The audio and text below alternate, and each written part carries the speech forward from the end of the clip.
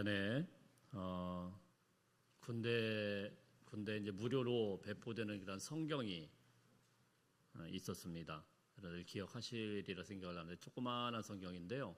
이제 화면에 나오는데 저 왼쪽에 있는 저 성경, 신약 성경과 시편에 나오는 그런 성경이 쭉 배포가 됐어요. 군대에 가면은 다 이제 뭐 쉽게 다 배포가 한 권씩 배포가 돼서 그게 또 사이즈가 딱 군대 그 요 윗주머니에 딱 맞습니다. 그래서 그걸 여기다 딱 넣어놓고 또 뭐 읽을 사람 읽고 말 사람 말 듣고 뭐 이렇게 해서 배포를 하는 건데 저는 고참들 눈을 피해가지고 서러울 때마다 그걸 들고 화장실로 가가지고 펑펑 울면서 읽었던 그런 기억이 있습니다. 여러분 이 성경책 기억하시죠? 조그만한 거. 뭐 그게 이제 군대뿐만이 아니고 각 기관이라든가 뭐 호텔이라든가 뭐 이런데 또 학교라든가 이런데 많이 이제 배포되는 그런 성경인데요. 이게 이제 어디서 나온 성경이냐면은 국제 기드온 협회라고 이렇게 기록된 그 단체로 되어 있습니다. 저는 처음에 기드온 협회 이게 도대체 뭐 하는 데인가? 성경책을 배포하는 거니까 뭐 이단은 아닐 거고 도대체 이게 뭐 하는 건가? 그래서 이제 찾아보니까 120년 전에 미국에서 이제 YMCA 이제 그 YMCA 아시죠? 이 YMCA의 이제 지부적인 활동으로 시작된 그런 운동이라고 합니다. 그래서 기도원 협회라고 하고 그리고 이제 거기에 대한 학교라든가 뭐 군대라든가 호텔이라든가 이런 기관 공공기관들의 전 세계에 있는 그런 모든 공공기관들의 각 나라 언어로 번역해서 성경책을 무료로 쭉 배분하는 일을 지금도 하고 있다고 합니다. 저는 이제 이 성경을 이제 말씀을 준비하면서 곰곰이 생각을 해봤어요. 왜 여기에다가 기도원을 이름을 집어넣었을까? 그것도 국제 기도원 협회 이렇게 기도원이라는 이름을 집어넣었을까? 성경을 배포하는 그런 일이라고 하면 좀 말씀하고 좀 연관된 성경 인물들 많이 있잖아요. 뭐 예를 들어서 모세 협회라고 한다거나, 뭐 이사야 협회라고 한다거나, 또는 뭐 신약의 사도 바울 협회라고 한다거나, 뭐 이러면 우리가 하고 금방 이해가 되는데 그 많은 인물들 중에 기도원을 콕 집어가지고 국제 기도원 협회 그래가지고 이런 일들을 할까 궁금하잖아요. 이게 유래가 무엇일까 찾아봤는데 뭐 왜 그랬는지는 뭐 답이 없습니다. 제가 곰곰이 생각을 해봤어요. 그러다가 이 협회 사진을 딱 보다 보니까 그 로고에 횃불이 하나 있더라고요. 그래서 제가 이제 생각을 한 겁니다. 이게 우리가 지난주에 살펴보았던 기도원의 300용사가 횃불을 들고 항아리를 깨고 그리고 적진을 향하여 돌진하는 거 아니겠습니까? 13만 5천 명의 대군을 맞서가지고 300명의 용사가 겁없이 뛰어들어가지고 이 사람들이 막사에서 새벽에 자고 있는데 갑자기 적진에 뛰어들면서 막 항아리 깨고 소리치고 막 이러니까 깜짝 놀라가지고 적들이 혼비백산하면서 도망간 거 아니에요. 자기들끼리 막 칼로 찌르고 죽이고 막 그러다가 도망간 거 아니에요. 자, 이 사건이 굉장히 놀랍지 않습니까? 성경에 많은 일들이 나오긴 하지만 이 기도원의 이 놀라운 승리는 정말 그 중에서도 특별해요. 그래서 아마도 이 승리를 모티브해서 생긴 단체가 이것이 아닐까. 그래서 제 나름대로 생각을 해봤습니다. 왜 그러면 말씀을 전하는 데 이게 필요할까? 말씀의 횃불을 들고, 그렇죠? 이 적진과 같은 세상을 향하여서 어떻게 보면은 말도 안 되는 싸움이죠. 정말 뭐 상대가 되지 않는 그런 싸움이죠. 13만 5천의 이 대군 앞에 300용사들이 뛰어든 것처럼 말씀의 횃불을 들고 지금도 그들이 알아듣든 못 알아듣든 성경 번역에서 각 기관마다 돌리게 되면 우리 하나님께서 반드시 이 악을 이기고 승리하게 하는 놀라운 역사가 있을 것이다. 뭐 이런 믿음으로 거룩한 운동이 지금 벌어지고 있는 게 아닌가 저 혼자 생각해 봤습니다. 뭐 이건 뭐 무슨 근거가 있는 것도 아니고 어쨌든요 이 기도원과 300용사에 대한 그런 이야기는 굉장히 우리에게 큰 도전이 됩니다. 많은 성경의 기적에 대한 이야기가 있고 놀라운 이야기가 있지만 그 중에서도 아주 특별한 그런 이야기입니다.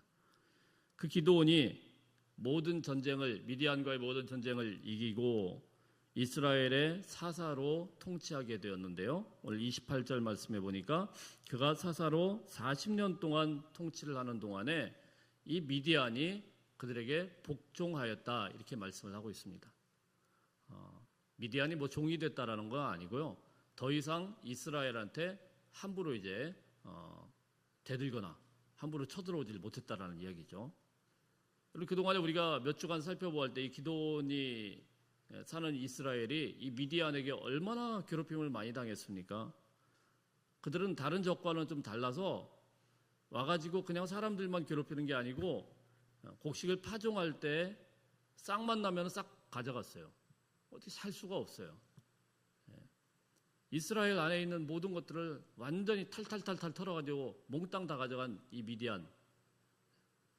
틈만 나면은 자기들뿐만이 아니고 가축대까지 다 가지고 와가지고 이스라엘은 푸른 것들은 다 먹어치우는 이런 무시무시한 괴롭힘과 학대 가운데 오랫동안 어려움을 받다가 이제 기드온과 300용사가 이것을 무찌르고 40년 동안 이스라엘 안에 평안이 찾아왔어요. 자, 그래서 이들 미디안 13만 5천의 대군, 그리고 이 사람들이 다 이제 끝장나고 이제 평안이 주어지는 이 과정까지가 사사기 8장에 쭉 기록이 되어 있습니다. 13만 5천의 대군을 항아리 몇 개고 막 소리 질러가지고 갔다고 해서 전쟁이 끝난 게 아니죠. 그 후에도 읽어보면 한 15,000명 정도가 남아 있었고요. 그 15,000명이 만약 힘을 다시 정비해가지고 또 들어오면은 또 이제 싸움이 되는 거예요. 그래서 그 잔당들을 쫓아가는 그런 장면이 사사기 8장의 좀 앞부분에 쭉 나옵니다. 그래서 4절 말씀을 보면 4절 한번 볼까요? 4절 시작. 기드온과 그와 함께 앉아 300명이 요단강에 이르러 건너고 비록 피곤하나 추격하며, 굉장히 피곤하죠. 300명이 그 엄청난 그런 전투를 치르고 나서 얼마나 피곤하겠습니까? 근데 피곤하지만 그러나 끝까지 추격했어요. 그것도 15,000명의 적군이 있어요. 그들이 갑자기 각성해가지고 저거 300명밖에 안 되네 이렇게 해가지고 싸우면은 어떻게 될지 몰라요. 자, 그런데 이들이 정말 죽기 살기로 끝까지 피곤하지만 가서 주님을 위하여서 목숨 걸고 싸워서 그 끝이 어떻게 되냐면은 완전히 그들을 제압해 버립니다. 21절 말씀해 보니까 이렇게 기록이 되어 있어요. 21절 봅시다. 시작. 세바와 살문나가 이르되 내가 일어나 우리를 치라. 사람이 어떠하면 그의 힘도 그러하니라 하니 기드온이 일어나 세바와 살문나를 죽이고 그들이 낙타복에 있던 초승달 장식들을 떼어서 가지니라. 완전히 다 끝장내고 그들의 우두머리인 세바와 살문나를 처형을 합니다. 그리고 그 전리품으로 그들이 갖고 있었던 초승달 장식이라든가 많은 것들을 취하게 되는 것이죠. 자, 이렇게 300명의 용사들이 13만 5천의 어마어마한 대군과의 싸움을 완전한 승리로 가지고 이제 금이환영하면서 자기 집으로 돌아오게 되었습니다. 네, 여러분, 오늘 말씀은 무엇이냐, 여기부터 시작이 되는데요. 이렇게 승리의 엄청난 대승을 거두고 난 기드온, 위대한 승리 후에 기드온의 이 삶이 어떻게 서서히 무너져 갔는가, 그리고 이스라엘 백성들이 또한 어떻게 무너지는가, 세 가지 정도로 우리에게 경고하는 말씀이다 볼 수가 있겠습니다. 첫 번째 한번 읽어보겠습니다. 시작. 입으로 하나님을 왕이라 고백하는 것만으로 충분하지 않습니다. 22절 시작. 그때에 이스라엘 사람들이 기드온에게 이르되 당신이 우리를 미디안의 손에서 구원하셨으니 당신과 당신의 아들과 당신의 손자가 우리를 다스리소서 하는지라. 무슨 말씀이냐면 지금 그때예요. 300명의 용사들이 막 가가지고 항아리 전법으로 1차, 그 후에도 막 정말 죽자 살자 끝까지 쫓아가가지고 그 미디안의 세바와 살문나라는 이 장수를 갖다가 처형을 하고 완전히 이제 승리를 가지고 왔어요. 금위환영하면서 자기 집으로 돌아왔어요. 어떤 대우를 받았을까요? 영웅 아니겠어요? 막 사람들이 와가지고 우리 김정은 동지한테 박수 치는 거 막 이러면서 환호를 했을 거예요. 엄청나게 환호를 했을 거예요. 근데 이 백성들이 이제 너무나도 이제 이 분위기에 이제 취해가지고 뭐라고 하냐면 아주 달콤한 제안을 합니다. 기드온에게 당신과 당신의 아들과 당신의 손자가 우리를 다스리소서, 이런 제안을 한 겁니다. 한마디로 그냥 혼자만이 아니고 그 왕조를 세우자라는 거죠. 이시조선 왕조처럼 이제는 기시 왕조를 세우자, 기드온의 왕조를 한번 세우자, 뭐 이러면서 이제 오게 된 거죠. 근데 여러분, 근데 이 제안 가운데 가만히 읽어보면 결정적인 문제가 하나가 있습니다. 그건 무엇입니까?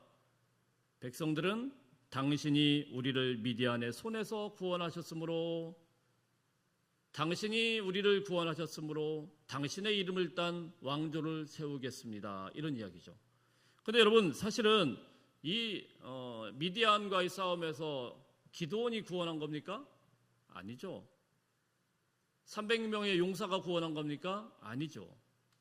그들은 사실 불가능한 싸움을 한 겁니다. 사사기 7장 2절 말씀에서 우리가 지난 시간에 살펴봤던 7장에 보면은 이 부분을 콕 집어서 하나님께서 경고의 말씀을 하셨어요.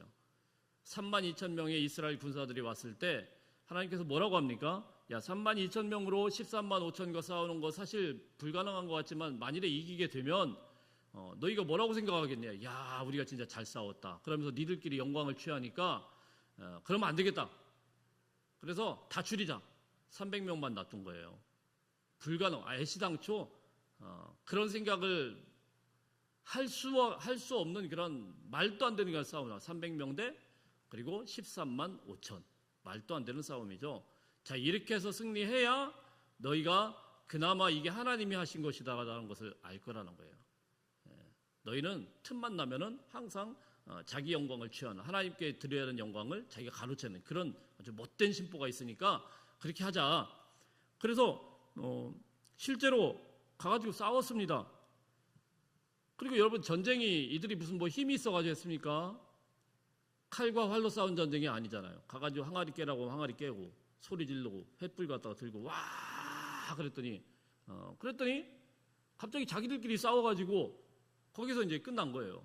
그러니까 이건 누가 봐도 전쟁을 하면서도 자기들 생각하면서 이건 우리가 한 게 아닌데 다 그렇게 생각할 거 아닙니까? 그리고 300명이 막 15,000명을 막 진짜 목숨 걸고 쫓아갔는데 그걸 또 이겼네? 이게 어떻게 자기들이 한 거예요? 피곤한데 막 끝까지 가가지고 이겼어요. 그렇게 됐다고 하면은 당연히 돌아왔을 때 사람들의 마음속에서는 뭐가 있어야 됩니까? 정말 우리 하나님께서 하신 일이구나. 우리 하나님이 하신 일이구나. 그래서 모세와 이스라엘 백성들이 홍해바다를 다 건너고 나서 그 앞에서 춤을 추면서 하나님께 영광을 돌렸듯이, 여성들은 소고치고 찬양하고, 그리고 이스라엘 백성들은, 나머지들은 야, 우리 하나님 정말 살아계신다 그러면 찬양하고 예배드리고 영광 돌려야 되네요. 그게 맞는 거예요. 그게 정상적인 거예요. 그렇지 않습니까? 자기들이 한 게 아니잖아요. 근데 전쟁이 끝나자마자 백성들은 정확히 하나님이 염려하셨던 그대로 그 영광을 쓱 가로채가지고 기드온의 이름을 막 외치고 있는 거예요. 기시 왕조를 세우자라는 거예요. 당신이 우리를 구원하였으니까 당신과 당신의 아들과 당신의 손자까지 우리의 왕이 되어서 우리를 다스려 주십시오. 이렇게 이야기가 나오고 이상한 방향으로 돌아가고 있죠. 기드온이 이것을 단칼에 거절을 합니다. 23절 말씀 읽겠습니다. 23절 시작. 기드온이 그들에게 이르되 내가 너희를 다스리지 아니하겠고 나의 아들도 아니할 것이요 여호와께서 너희를 다스리리라. 얼마나 멋진 대답입니까? 나는 너희 다스릴 그런 사람이 아니야. 내 아들도 마찬가지고 절대로 누구도 너희를 다스리면 안 돼. 누가요? 여호와 하나님이 왕이 되어야 준다. 여호와 하나님이 우리의 왕이시고 여호와 하나님이 다스려야 된다. 할렐루야. 얼마나 멋진 고백입니까? 그냥 승리만 취하는 그런 장수가 아니고 신앙과 인격에서도 기드온은 너무너무 뛰어난 그런 하나님의 믿음의 사람이었던 걸 알 수가 있어요. 근데 오늘 본문은 여기서부터 비극이 시작이 되었습니다. 이렇게 겸손하고 신앙이 반듯한 기드온이었는데 입술로는 이렇게 완벽하고 놀라운 신앙의 고백을 했던 기드온이었는데 그의 실제 삶의 부분에 대해서 성경은 오늘 자세하게 밝히고 있어요. 29절 30절 한번 읽어봅니다. 시작. 요아스의 아들 여룻바알이 돌아가서 자기 집에 거주하는데 기드온의 아내가 많으므로 그의 몸에서 낳은 아들이 70명이었고 고향으로 돌아가가지고 기드온은 어디로 갑니까? 자기 집에 있었대요. 그런데 아내가 엄청나게 많았대요. 그 몸에서 낳은 아들만 70명. 할렐루야. 저는 이런 성경을 볼 때마다 정말 대단하다는 생각을 합니다. 제가 집에서 여자분들은 3명을 모시고 살고 있거든요. 힘듭니다. 근데 아들만 70명이다. 여러 아내를 거느리고 있다. 이건 보통 사람이 아니죠.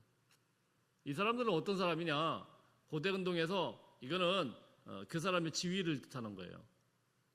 70명의 아들을 뒀다라는 것은 왕만 가능한 겁니다. 보통 집안에서 그렇게 하고 싶어도 할 수도 없고 그런 재정도 없고 능력도 없어요. 그러니까 말로는 뭐라고 했습니까? 말로는 자기는 왕이 안 된다고 해놓고 왕처럼 살고 있는 거예요.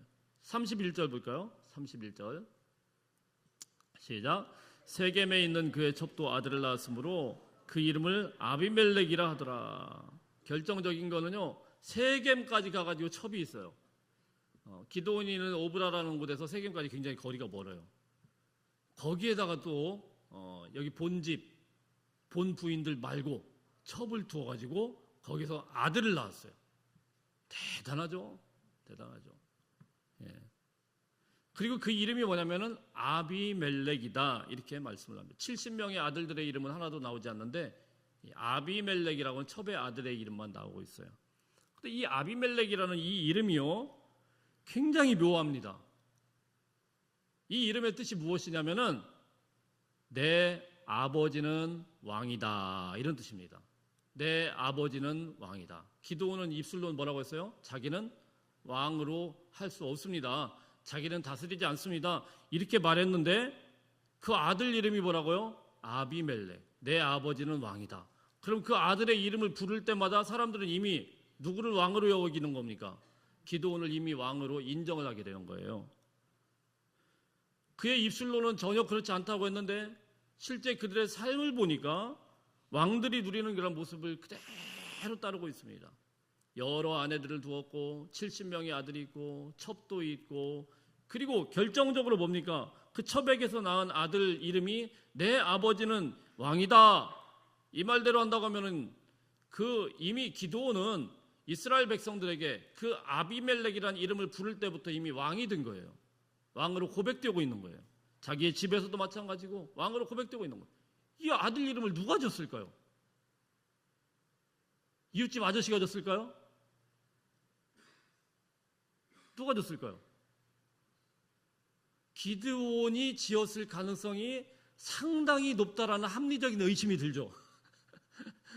누가 줬다라는 건 아니지만은 입으로는 하나님이 왕이라고 해놓고는 자기는 하나님은 절대 섬긴다고 이렇게 이야기해놓고는 엄마 아빠 중에 누가 하나는 줬을 텐데 말로는 입술로는 행동으로는 전혀 그렇지 않게 살고 있는 모습이라는 겁니다. 성도 여러분, 신앙이라는 거는요 입술의 고백만으로 완성되지 않습니다. 우리는 얼마든지 예수님을 나의 주인이라고 고백을 하고 하나님은 나의 주인이십니다. 하나님의 통치를 예배하고 손들고 찬양하고 왕 되신 주님 앞에 영광을 돌릴 수 있어요. 그런데 삶이 따르지 않는 입술은 전혀 소용이 없다는 것입니다.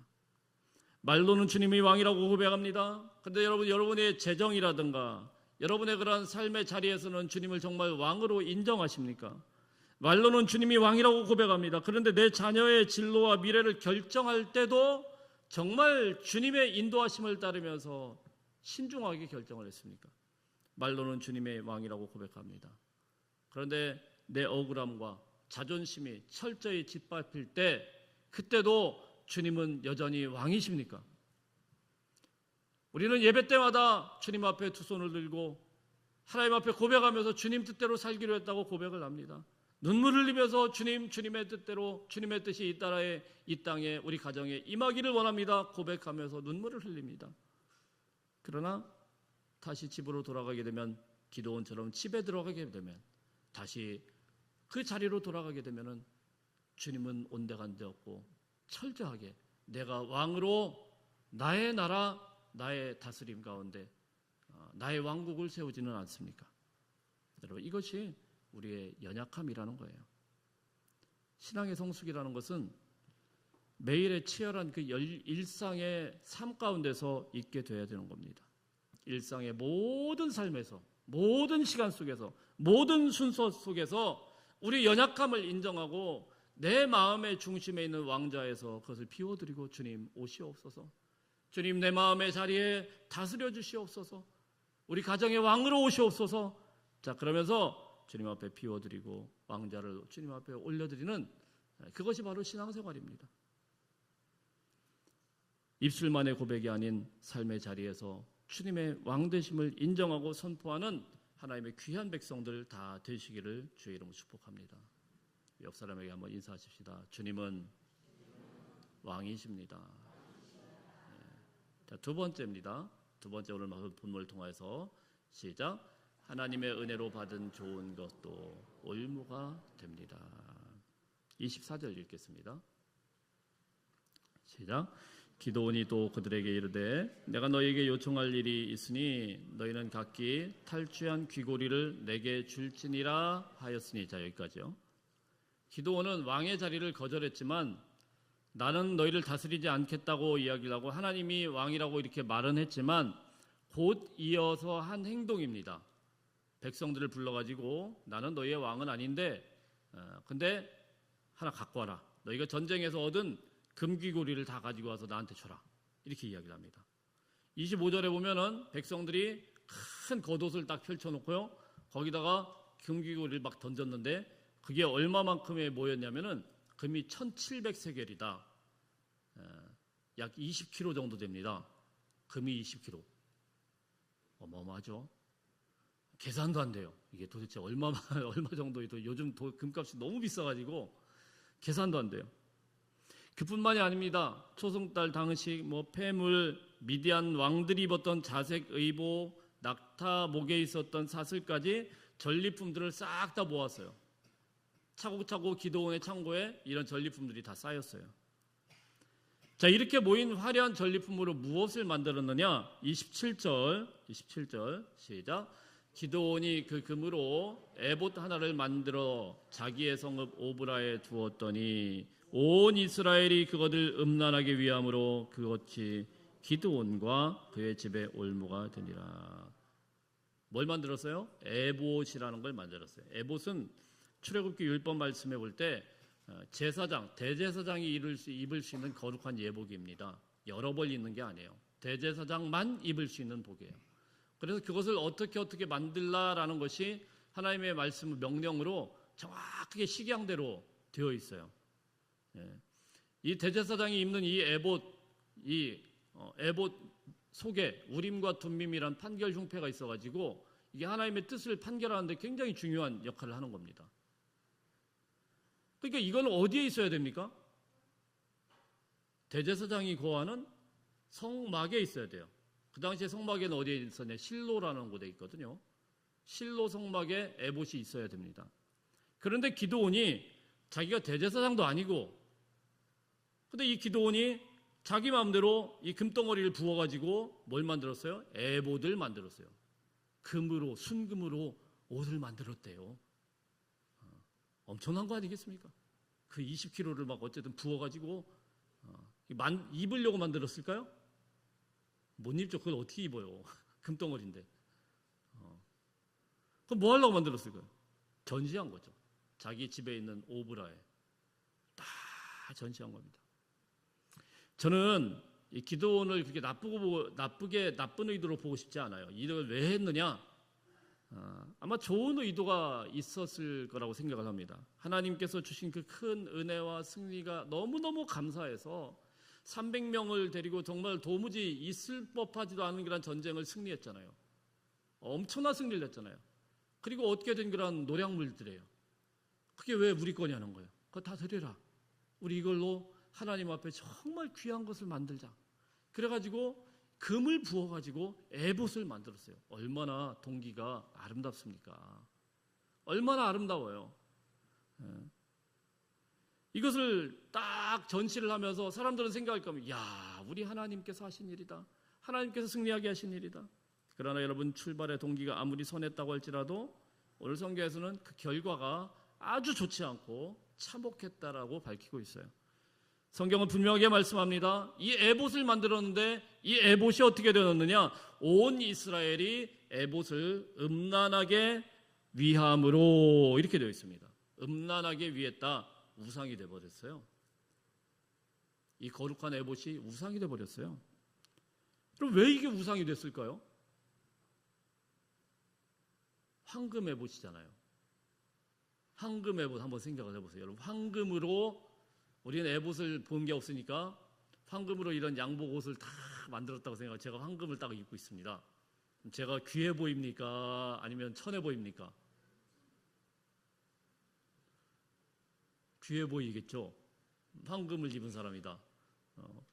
그 황금 옷을 딱 갖다 놓으니까 사람들이 그거에서부터 벌써 압도되기 시작하는 거예요. 이야, 참.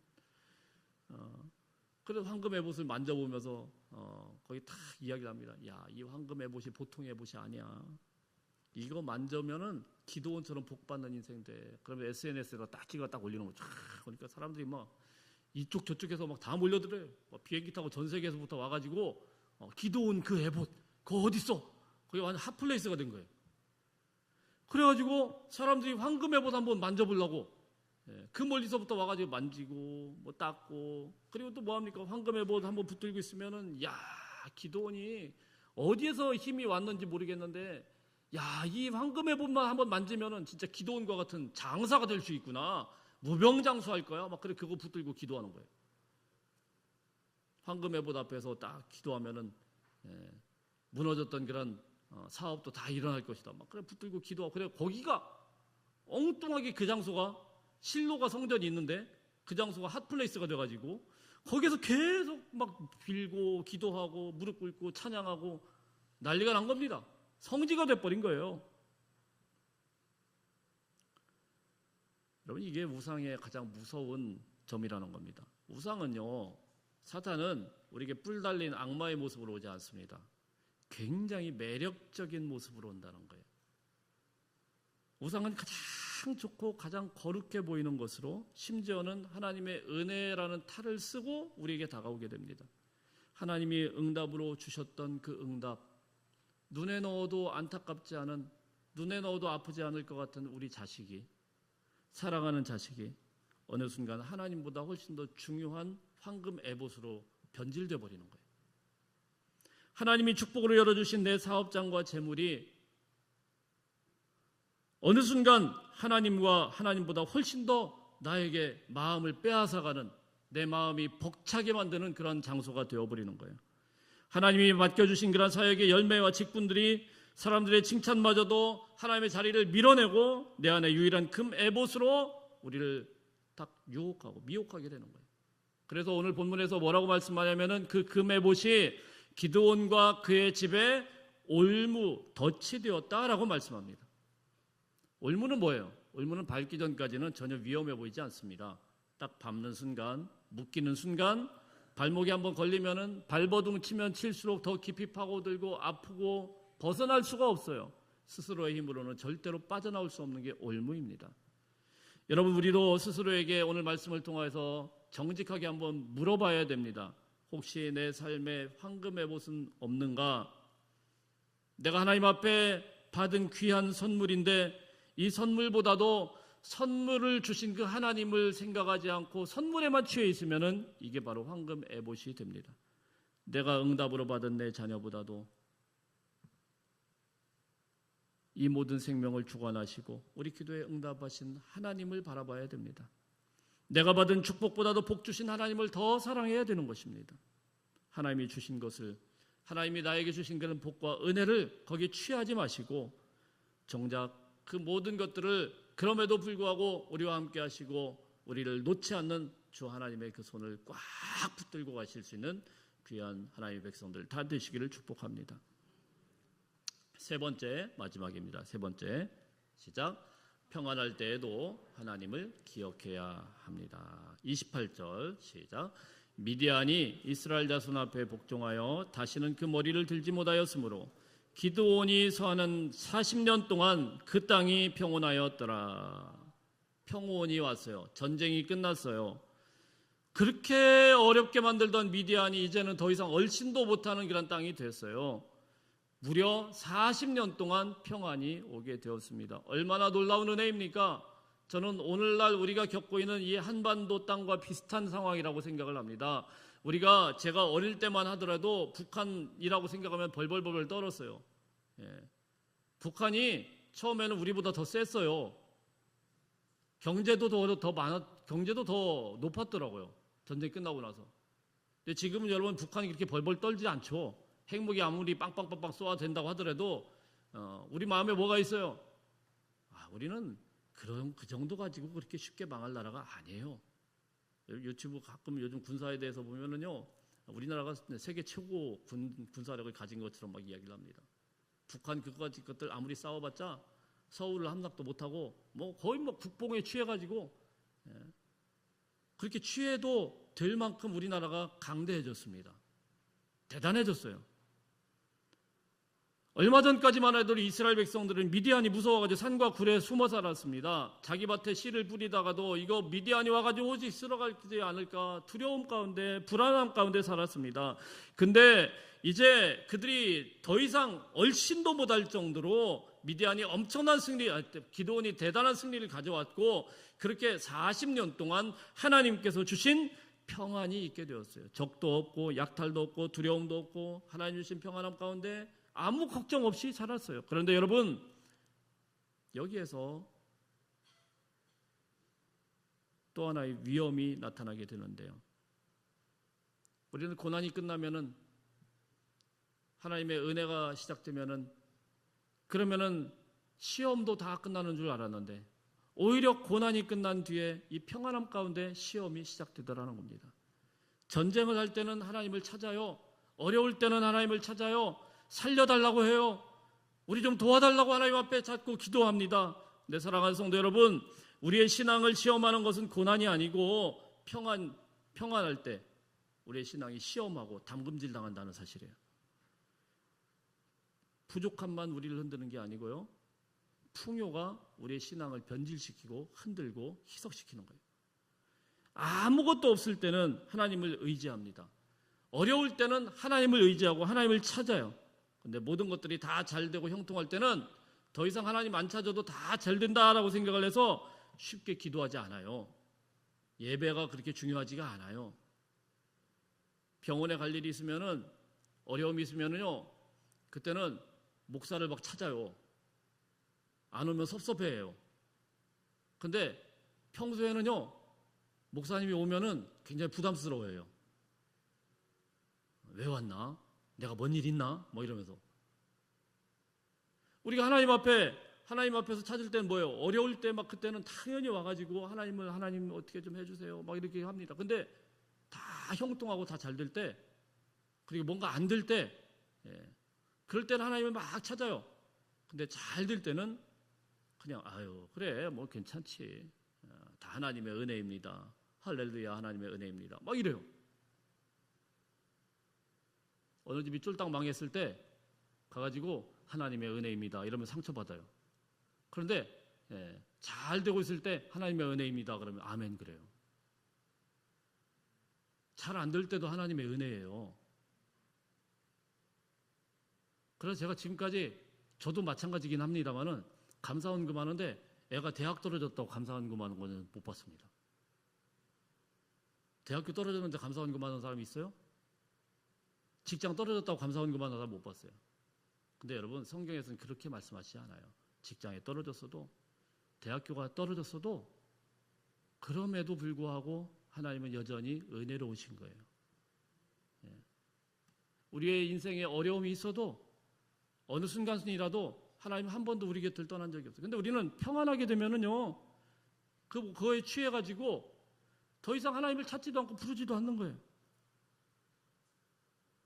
기드온이 처음에 출발할 때는 얼마나 겸손했습니까? 나는 이스라엘 백성 중에 가장 작은 자입니다. 제가 무슨 하나님의 일을 감당하겠습니까? 이랬는데 승리가 쌓여지고 사람들이 막 인정하게 되고 평안이 길어지게 되니까 그의 삶에는 조금씩 변질된 모습이 생기기 시작했어요. 아내가 많아지고 70명이나 되는 아들이 있었고 세겜에는 첩까지 두고 또한 그의 아들의 이름을 통하여서 자기가 왕처럼 불리기 시작했습니다. 성공은요, 사람을 하루아침에 무너뜨리는 게 아니고 서서히 변질되게 만들어요. 천천히 변하게 만들어요. 처음엔 하나님 앞에 감사합니다. 처음엔 모든 것이 은혜라고 고백합니다. 근데 조금 지나가면서 뭐라고 생각을 합니까? 내가 하나님 앞에 이렇게까지 열심을 내고 땀을 흘렸는데 이 정도는 누려도 괜찮지 않겠나. 그러면서 70명의 아들을 낳는 거예요. 이 기드온이 죽고 나서 어떤 일이 발생하느냐. 33절 말씀 볼까요? 33절 시작. 기드온이 이미 죽음에 이스라엘 자손이 돌아서서 바알들을 따라가 음행하였으며 또 바알브릿을 자기들의 신으로 삼고. 기드온 죽으니까 어떻게 합니까? 바로 이들은 여룻바알이라고 해서 바알을 때려 부순 게 기드온인데 기드온이 죽고 나니까 다시 바알에게로 가요. 뒤도 안 돌아보고 바알에게 가요. 34절 시작. 이스라엘 자손이 주위의 모든 원수들의 손에서 자기들을 건져내신 여호와 자기들의 하나님을 기억하지 아니하며. 여러분, 이들의 입술을 통하여서 하나님의 이름은 계속 불려지고 있습니다. 예배도 드렸고 제사도 드렸고 여전히 정기적으로 하나님을 향한 그런 헌신은 있었어요. 그런데 그들은 어떻게 합니까? 그 하나님의 그 승리를 기억하지 않습니다.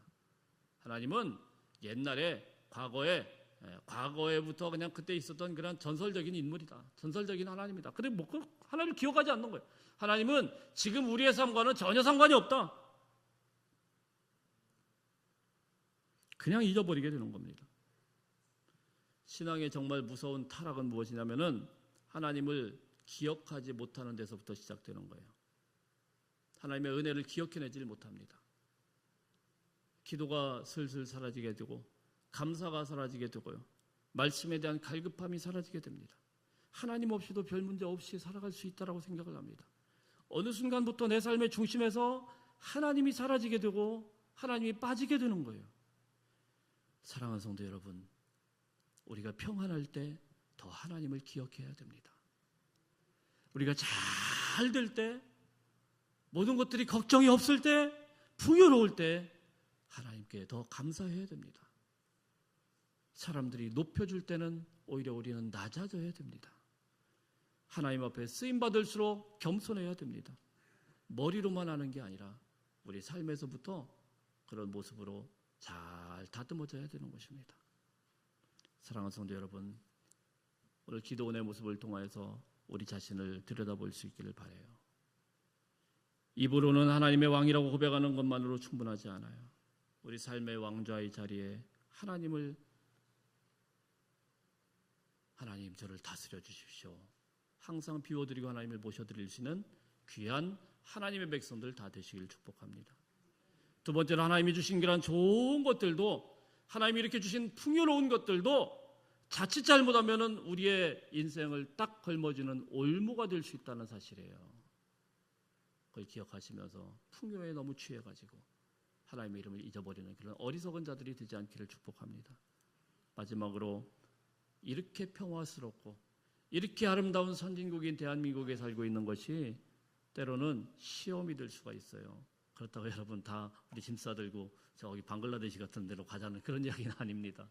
그러나 여러분이 풍요를 가졌다고 하면은 그 가운데서 우리의 믿음의 싸움이 그렇다고 해서 끝난 게 아니기 때문에 우리 삶의 자리에서 끝까지 치열하게 영적 전투를 싸워 나가시고, 주일만이 아니고 월요일에서도, 가정에서도, 물질을 사용할 때도, 자녀를 대할 때도, 사람들과 관계를 맺을 때도, 내 인생의 중요한 결정을 내릴 때도 항상 주님이 왕이십니다. 인정하면서 마지막까지 승리할 수 있는 하나님의 백성들, 귀한 하나님의 군사들 다 되시기를 주의 이름으로 축복합니다. 우리 옆 사람에게 한번 인사하십시다. 승리하십시오. 같이 기도하겠습니다. 하나님 아버지 고맙습니다. 우리 기드온의 이야기를 보면서 우리 자신을 다시 한번 점검해 봅니다. 하나님이 주신 그런 은혜로 승리하였음에도 불구하고 입술로는 하나님이 왕이라고 하면서 왕처럼 살고 거들먹거리며 살았던 기도원의 인생, 혹시 우리의 모습 속에 주님이 주신 평안과 은혜가 있음에도 불구하고 감사할 줄 모르고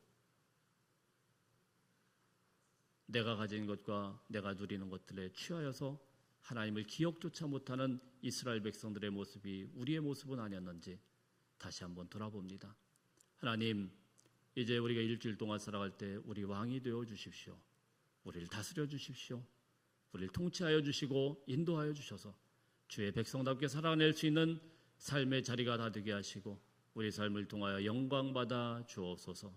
우리 귀한 자리마다 하나님께서 다스리시고 하나님께서 함께해 주실 줄로 믿사옵고 예수님의 이름으로 기도하옵나이다. 아멘.